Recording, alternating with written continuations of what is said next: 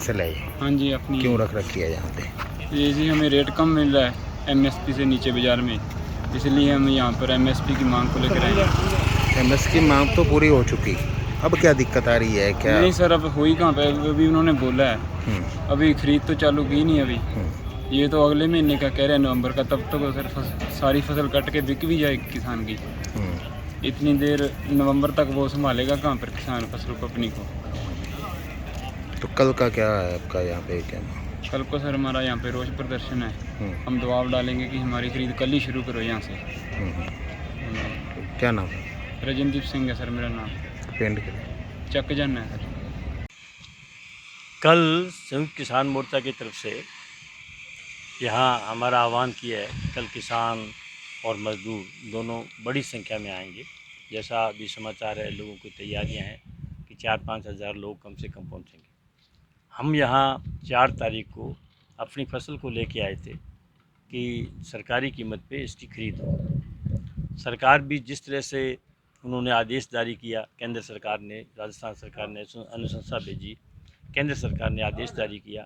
हमारे यहाँ शहर के व्यापारी पीलीभंगा के यहाँ के जिस तरह से मालाएँ पहना रहे हैं, यूँ लग रहा था जैसे खरीद शुरू होने वाली है।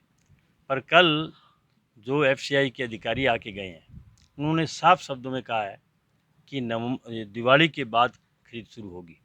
इसका मतलब है कि दिवाली के बाद अगर खरीद शुरू होती है तो फिर वो किसानों के लिए नहीं है, वो व्यापारियों के लिए।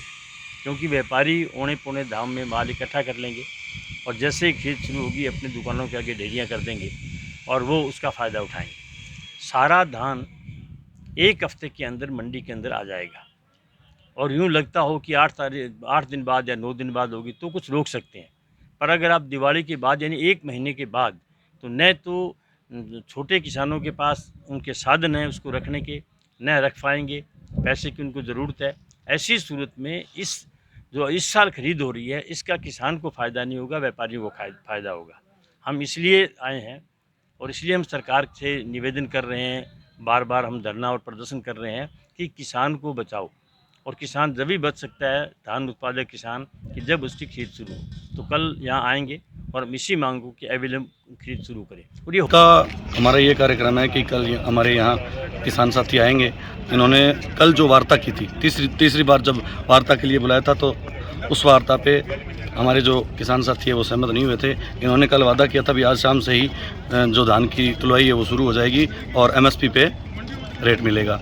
उसके बाद इन्होंने जो वो सीआई साहब पे जो सहमति बनी थी वो भी इन्होंने टाल दी। इन्होंने मतलब झूठ पे झूठ बोला है कल, और उस झूठ के जरिए इन्होंने किसानों को बरगलाने की कोशिश की है कि कहीं ना कहीं ये गांव में जाके अपना प्रचार करके यहाँ ज़्यादा इकट्ठ ना कर। लेकिन इकट्ठ हमारा कल 10 से 15 हज़ार लोगों के बीच में होगा और प्रशासन को पूरी तरह से ठप रखा जाएगा। फिर भी मांग नहीं मानी जाए तो क्या ये जारी रहेगा? जब तक ये धान की जो डेयरियाँ यहाँ पे पड़ी है कलेक्ट्रेट के सामने, जब तक ये सरकारी खरीद पे नहीं तुलती तब तक ये धरना जारी रहेगा। और अगर कल हमारी मांग नहीं मानी तो इससे भी बड़ा कदम उठाया जाएगा।